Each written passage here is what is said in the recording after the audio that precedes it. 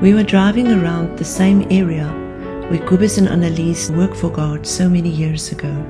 I had a desire to see the places, and I ended up learning one of the biggest lessons on obedience. The only thing we can do for God.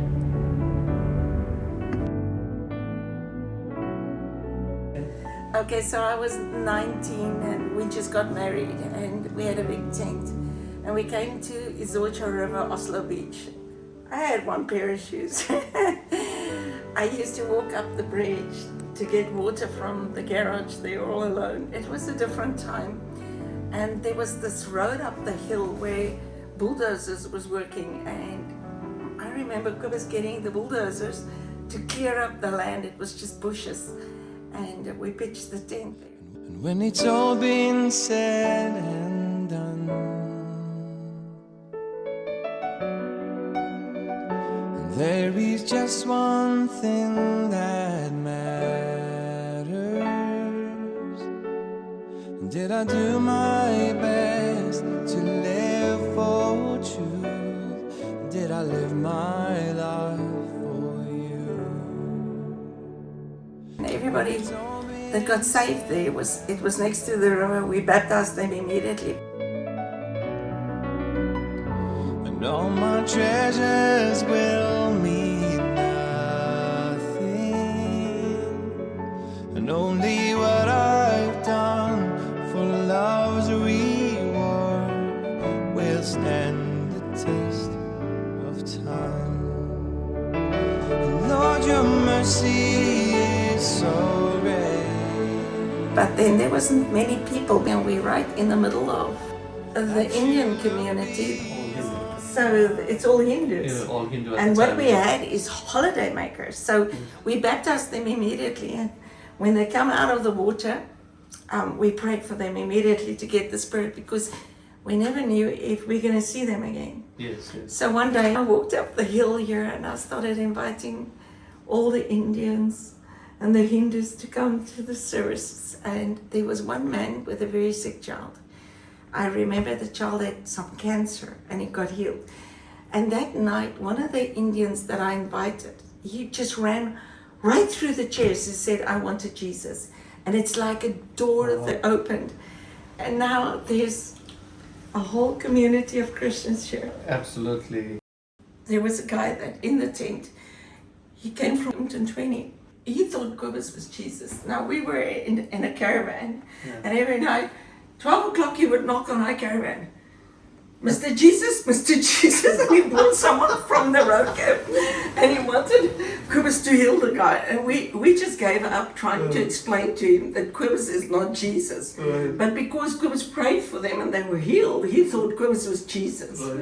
And he actually came looking for us and when we started our ministry in Spirit Word, and he said to Kobus, oh yeah, you look just the same. He's got a big Bible. He says, I pray for people just like you, and I've raised 3 dead now. There was a little girl here, her name was Lali. She was totally demon possessed. She was thin and small.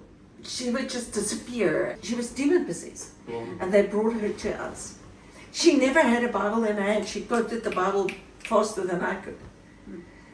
And Kobus prayed for her and she was free. And he said, receive now the Spirit. And the next time, this thing came on her, she saw it. And she started speaking in tongues and it left her. The seed that you sowed all those years ago didn't go lost. Sometimes when you minister in and you minister through your evangelism, sometimes we don't go back. And your testimony today for you is that 80% of the people in this area now are all devout Christians. They serve the Lord, they saved. God has done a lot. God has done a lot of changes in the area. And I think through your seed that you and Kobus sowed, unbeknown to you and Kobus, I know you carried on in your ministry in evangelism throughout the country and the world. But God moves in miraculous and special ways. And it goes through the seed that you guys sowed and the Holy Spirit. watering that seed, nurturing these people, and them all finding their way to the Lord. And God has brought you guys. Sometimes you ask yourself, where, God, are you leading me? And here's a testimony for you today. That God has led you to a place that although you didn't know the people, and though you took a chance as a young girl yourself, I didn't have food. I didn't have clothes. My parents didn't know where I was. I was 19 years old, just married. And we were just obedient. Isn't that what's the way? that is the key, obedience.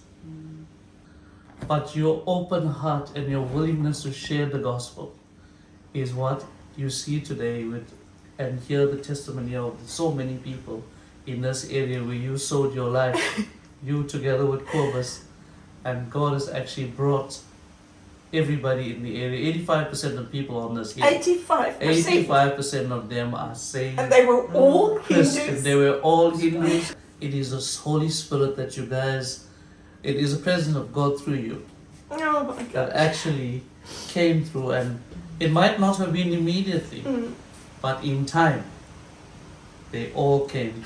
We started this church, and it said of our church that there were more miracles than all the healing revivals together in our church. And we had such a big work, but no one knows where you start. And that is so important, that nothing you do for God is in vain.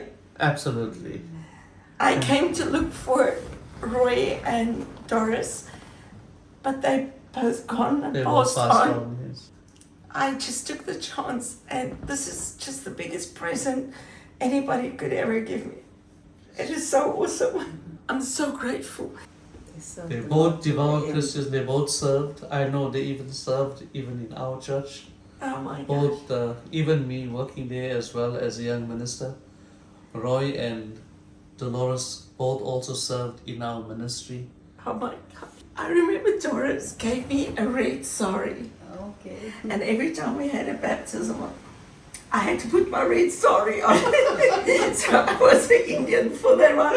And I still today love Indian clothes. It's so gorgeous. You being here today as well is also a confirmation for something that Sonia and I prayed for. We've been praying for a lot. And out of the blue, you here in ministry. So I believe in God's divine action, God's divine presence, and I don't believe that you are here without a divine order. Because I believe that the blessings and favor that you carry, you will impart to us today. You know what I love about the work of God? It's not my work.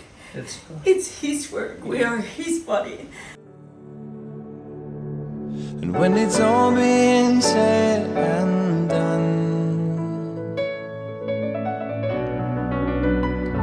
and all my treasures will mean nothing,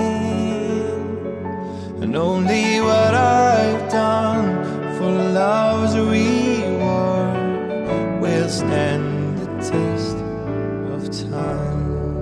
And Lord, your mercy is so great